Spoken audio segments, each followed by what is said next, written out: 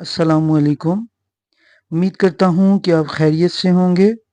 आज हम unit number 10 simple harmonic motion and waves का न्यूमेरिकल नंबर 10.5 सॉल्व करने जा रहे हैं।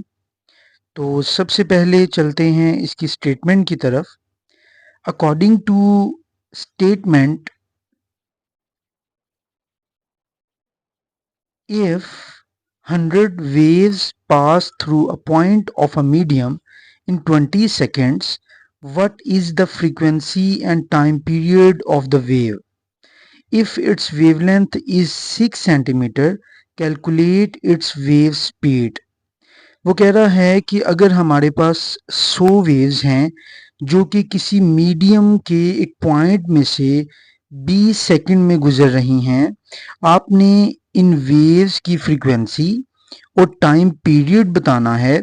जबकि अगर वेवलेंथ 6 सेंटीमीटर हो तो वेव की स्पीड क्या होगी।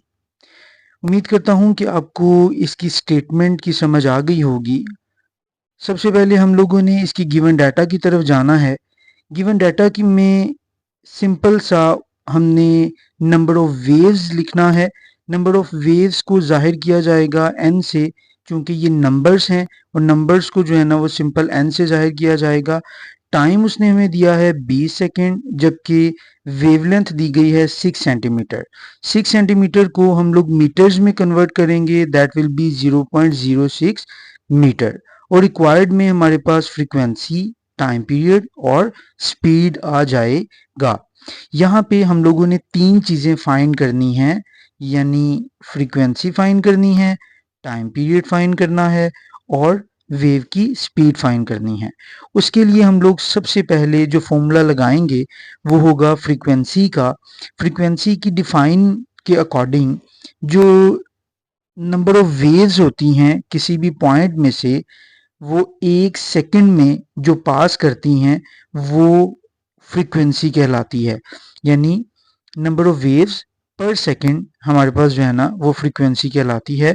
तो यहाँ पे हमारे पास टोटल जो वेव्स दी गई हैं वो हैं 100 और जो टोटल टाइम दिया गया है वो है 20 सेकंड। हम लोगों ने चूंकि पर सेकंड के अकॉर्डिंग फाइंड करना है, तो हम लोगों ने क्या किया, टोटल नंबर ऑफ वेव्स यानी n को डिवाइड कर दिया t पे, तो हमारे पास आ गया 100 divided by 20 second, that is 5 hertz, जो कि हमारे पास इसकी फ्रीक्वेंसी होगी। उसके बाद टाइम पीरियड का फॉर्मूला आपको याद होगा कि टाइम पीरियड और फ्रीक्वेंसी जो है वो एक दूसरे के रेसिप्रोकल होते हैं।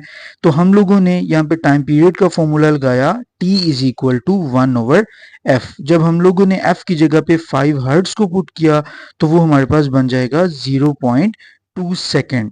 जबकि फाइनल जो फॉर्मूला हमारे पास लास्ट में लगेगा वो होगा v is equal to F lambda.